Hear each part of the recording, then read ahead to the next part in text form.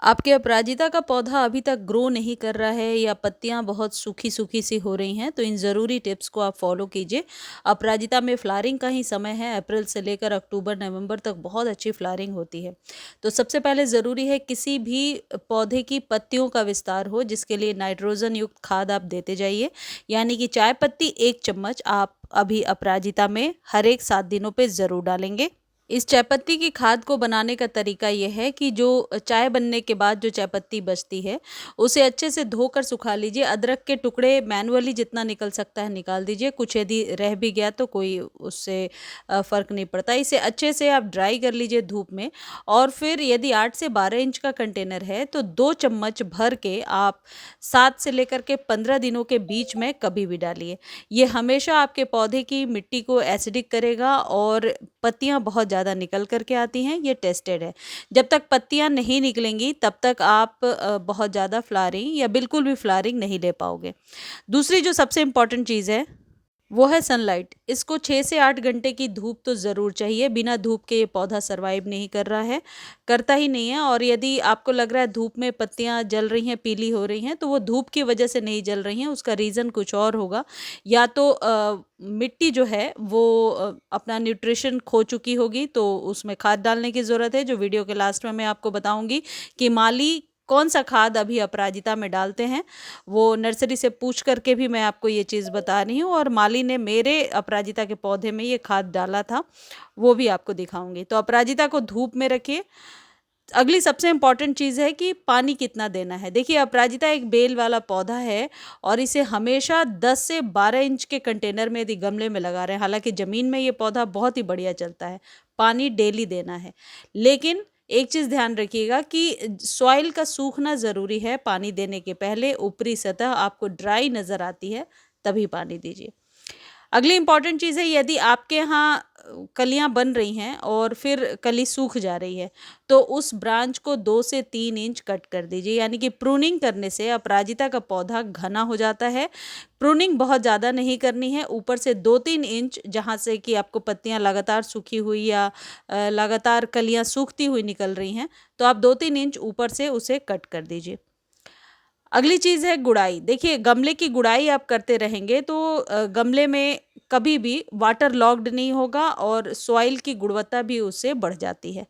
अब माली का बताया हुआ एक बहुत इंपॉर्टेंट चीज़ मैं आपको बता रही हूँ कि कभी भी गमले की सॉइल जो है ऊपर तक ना भरे। कई लोग, आप लोग पिक्चर जब शेयर करते हैं, मैं देखती हूँ कि सॉइल बिल्कुल ऊपर तक भरी होती है। आपके गमले की सॉइल ऊपर से 2 से 3 इंच कम से कम खाली होनी चाहिए। उसके बाद जो भी आप खाद दे रहे हैं, वो देने के बाद उस दिन आपको पानी नहीं देना है। ये माली का बताया हुआ नुस्खा मैं आपको बता रही हूँ। खाद दीजिए और खाद देने के बाद चारों तरफ से आप इस तरीके से मिलाइए जैसे ये मिला रहे हैं, और फिर सनलाइट में छोड़ दीजिए। यानी अभी यदि ये खाद दे रहे हैं, मॉर्निंग में दीजिए और फिर पूरे दिन के सनलाइट में रखिए, फिर शाम के समय पानी दीजिए।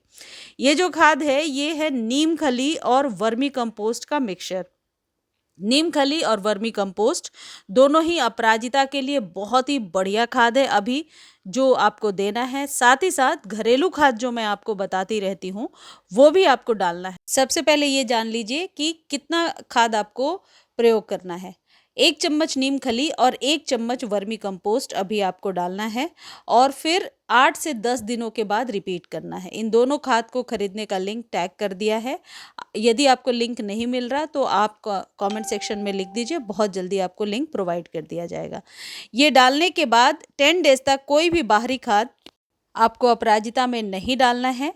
लेकिन बनाना पील वाले फर्टिलाइज़र को हर एक वीक आप इस्तेमाल कर सकते हैं, और चायपत्ती वाले खाद को जैसे बताया वो इस्तेमाल कर सकते हैं।